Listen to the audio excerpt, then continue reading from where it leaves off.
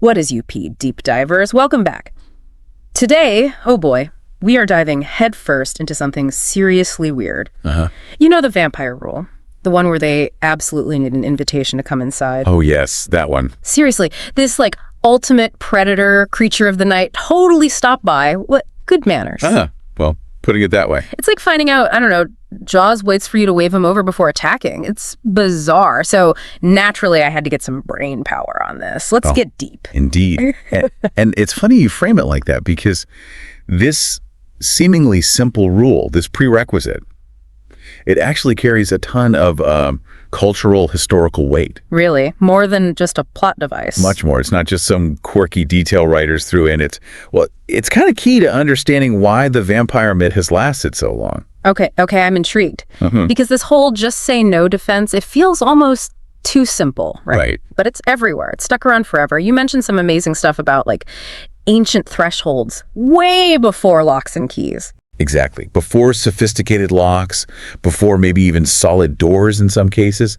Think about just the gap, the space between in here, safe, and out there, unknown. Yeah. And what's fascinating is how much importance ancient cultures placed on those spaces. The Romans, for instance, they had specific gods just for doorways and transitions. Janus, the two-faced god, literally guarding entrances. And the Lares, protector spirits for the household, closely associated with the home's entrance. It shows how deeply significant they saw that boundary. And it wasn't just the Romans. Look at Japan, the tradition of placing a fuda, those paper charms, at entrances for protection, still very much alive. I think I've seen those. Or even digging way back, archaeologists in Mesopotamia, they found protective charms deliberately buried right under threshold. Buried, wow. So yeah, it wasn't just, superstition in the way we think of it now. It was this deeply held belief that certain forces, malevolent ones, couldn't just barge in. They needed, some kind of permission. Or maybe an opening. Like a spiritual security system. You could almost call it spiritual architecture, yeah. The idea that the unseen world had rules, boundaries, just as real as walls. Spiritual architecture. I love that. Yeah. So it's way beyond keeping out the draft. It was about keeping out the bad vibes, the actual monsters. Precisely. Makes you wonder what our modern version is. Maybe, two-factor authentication, or those cap TCHAs where you have to prove you're not a robot. Perhaps. But back to the vampires. Right, vampires. So these thresholds were a big deal, but why does the vampire play by the rules? That's the bit that gets me. Why obey? And that's the crux of it, isn't it? The fact that the vampire seems bound by this rule is what makes it uniquely terrifying. How so? Because it suggests it's not a physical barrier they can't overcome. It's like they're tied to some deeper, almost cosmic law. And that's unsettling because, it puts the power and the responsibility, weirdly, on the person inside. Wait, so my doom depends on me saying, come on in? In a way, yes. Your destruction becomes contingent on you granting access. It shifts the dynamic entirely. Whoa. That's actually way creepier than just a monster smashing through the window. Exactly. So it's not just about keeping them out, it's the horror of letting them in. Which brings us to the whole psychological angle, right? Because this feels loaded. Very loaded. It's more than just forgetting your keys, like you said earlier. It makes the vampire almost parasitic in a specific way. Parasitic? How do you mean? Well, think about it. It needs your consent, your invitation to attach itself, to feed. Needing to click accept terms and conditions before an app starts tracking everything you do. Oh, that is a good analogy. Yikes. Clicking accept on your own demise. Precisely. And consider how different that is from other monsters. Yeah. Werewolves don't text first, do they? They just show up, full moon, chaos ensues. Right, no politeness there. And ghosts. Yeah. They just phase through walls, no knocking required. Sure. But the vampire, it waits. It needs that signal, that verbal, okay. Maybe it plays on your manners, maybe your curiosity, maybe even your pity. Oh, pitying a vampire. Bad move. And in that act, that invitation, the vampire becomes more than just a monster from outside. It becomes kind of mirror. A mirror. Creepy. How so? Reflecting something back at you. Your choice, your trust, maybe your loneliness, your willingness to open the door to something unknown, possibly dangerous. Wow. So you're not just fighting fangs, you're fighting your own judgment. Yeah. Your own desire to connect, maybe. That's genuinely unsettling. Like scrolling through your old social media posts and thinking, what was I thinking? With fatal consequences. It's a potent psychological element. Yeah. And this idea wasn't just isolated. You see echoes of threshold importance everywhere. The Celts nailing iron horseshoes over doors. Oh, yeah. Horseshoes for luck, right. Yeah. But also protection. Protection, absolutely. Oh, sure. Egyptians carving protective symbols onto door lintels. Or back to Japan. Even today, stepping directly on the threshold beam of a house can be seen as disrespectful, as violating a boundary. Huh. It's like a universal human thing, then. This respect for the doorway. It points to a fundamental understanding of that space as significant, requiring a conscious act to cross it respectfully. Okay, ancient boundaries, psychological horror, needing an invite. Got it. Now, let's dig into the actual folklore. Because the early stuff, especially from Slavic regions, it wasn't always some smooth count, was it? Not at all. Often the legends were about the dead returning. Not strangers, but family, neighbors. Your own relatives coming back? Hungry. Yikes. The straw you mentioned. Yes, the uproar straw. Mm-hmm. They weren't necessarily foreign invaders. They were Uncle Vassal, who died last week and is suddenly scratching at the window. Okay, that's infinitely more disturbing than a stranger in a cape. And the really wild part, one common defense wasn't garlic or steaks necessarily, but scattering seeds. Rice, poppy seeds, millet. Seeds! To stop an undead monster. Because, according to the lore, they felt an overwhelming compulsion to stop and count every single grain before they could proceed. You're kidding me. They have OCD. Huh. An obsessive counting compulsion, yes. It bought the living time.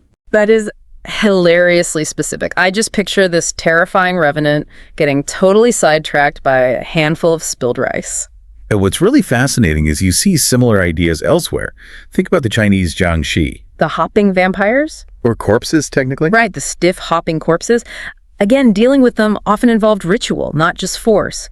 Taoist priests might use talismans on doors, scatter rice, or use things like red thread barriers and distractions. So it's less about fighting, more about outsmarting them or distracting them. Exactly. It's about reminding them through these symbolic acts that they don't belong here anymore. It plays on their altered state, their connection to rules, perhaps remnants of their human life. Man, I get distracted easily enough now. Imagine being undead and having a compulsion to count sesame seeds. You'd never get any haunting done. Well, beneath the folklore quirkiness, there's something profound. Yeah. It touches on grief, on how hard it is to let go. Imagining the dead returning, even monstrously, might be a way the mind processes loss, especially sudden or traumatic loss. I can see that. And think about the historical context. Times of plague, war, famine, lots of death, lots of fear about improper burials, about the dead being restless. Right. Rituals like staking bodies after death, putting rocks in their mouths, burying them face down. These were all attempts to keep the dead dead, to prevent them from coming back. So the invitation rule, it plays on that fear, but also maybe that lingering connection, that shred of hope, maybe, that it's still on. Precisely. It weaponizes trust and past affection. You're not just opening the door to a monster. You might feel like you're opening it to a distorted memory, a corrupted relationship. It makes saying no much harder. Okay, that adds a whole new layer of messed up. Now let's jump forward. Victorian era. Bram Stoker, Dracula. Yes, the game changer. He really took these earthy, sometimes kind of gross folk tales and turned the vampire into this sophisticated aristocratic menace. He absolutely did. And crucially, he took that invitation rule, which was present in some folklore, and put it front and center, made it a defining characteristic. It became like Vampire Law 101. Exactly. And think about why that resonated so much in Victorian England. Okay, why? Victorian society was incredibly rigid, obsessed with etiquette, social standing, knowing who belonged where, who was in, and who was out. Right. Very prim and proper. Lots of rules. So in that context, Dracula needing an invitation isn't just a supernatural quirk. It's a terrifying perversion of their own social code. He uses their own politeness against them. Perfectly put. His politeness, his aristocratic bearing, becomes his weapon.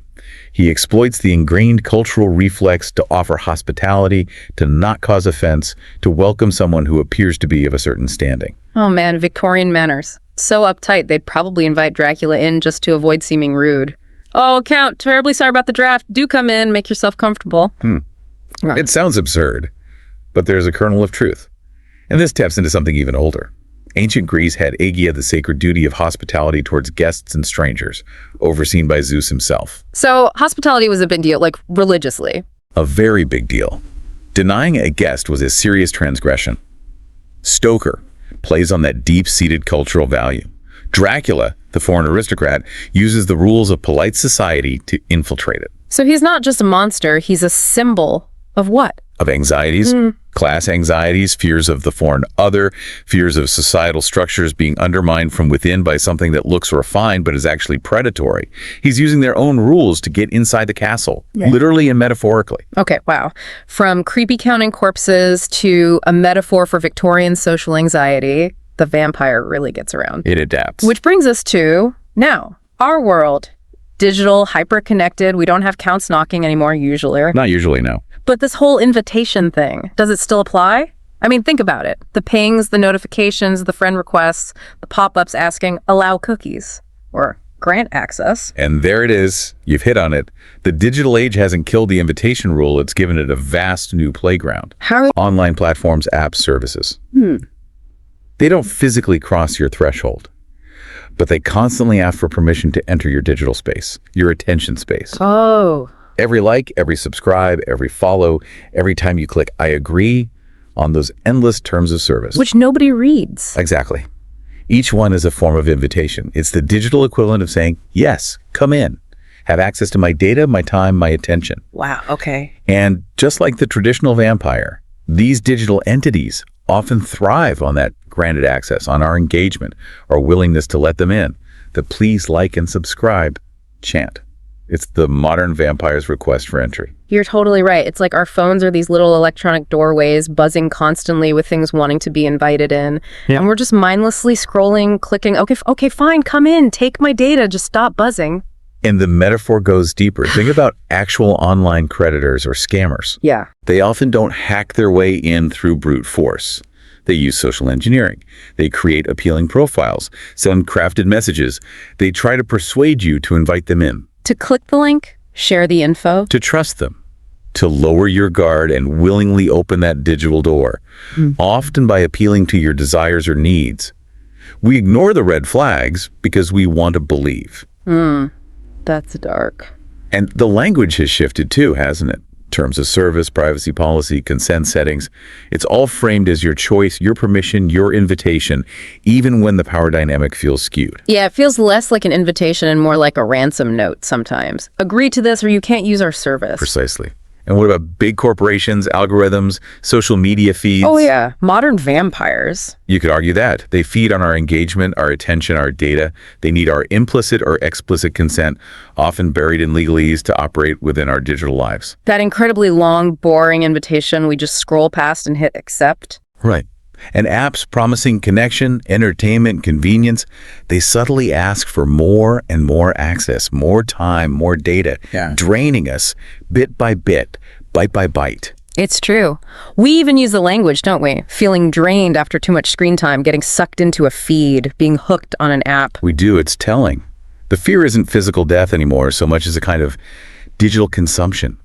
Loss of privacy, loss of time, loss of focus, maybe even loss of self to the machine. We've built a digital world that weirdly echoes that ancient vampire requirement for consent. Okay, mind blown. Seriously. So this isn't just some dusty old folklore rule. It's fundamental. It taps into our anxieties about trust, boundaries, control, our own choices. I think so. When you strip it all down, the capes and castles and everything. Yeah. The invitation rule isn't really about testing the vampire's power. It's about testing us. Testing us how? It forces us to confront who we trust, why we trust them, what signals we ignore, how easily we might rationalize unease or override our gut feelings. The danger isn't just out there. It's also about the choices we make in here. Wow. It's that little voice, isn't it? The one that whispers, oh, it's probably fine, or don't be rude, even when something feels off. Exactly. That human tendency to override instinct, maybe for connection, maybe out of politeness, maybe just out of habit, even when the warning signs are there. Even when they're practically glowing red. Precisely. So the enduring power of this myth, and especially this rule, it lies in the timeless questions it keeps asking us. Which are? Who do you trust? Who or what do you choose to invite into your home, your life, your mind? And what happens to you as a result of that invitation? Whoa. Okay, that's That's heavy and way more relevant than I thought an old vampire rule could be. Thank you for sinking your teeth into this with me. I'll never look at a cookie banner the same way again. My pleasure. Yeah. It is fascinating how these old stories keep reflecting our newest anxieties, isn't it? Totally. And hey, to you, our awesome deep divers listening in, as you go about your day, clicking, scrolling, opening doors, both real and digital, maybe take a second. Think about those invitations. What boundaries are you setting? What doors are you choosing to open, and why? Perhaps understanding why this ancient rule has such staying power can give us all a little more clarity about navigating trust and vulnerability in our own complex world. Definitely something to chew on. We'd love to hear what you think. Got thoughts on the vampire invitation rule? Or maybe some modern digital vampires you've spotted? Drop them in the comments, hit us up on socials, keep the conversation going. Until next time, stay curious, stay safe, and maybe, just maybe, read the terms and conditions once in a while. Nah, just kidding. Or am I? Catch you on the flip side.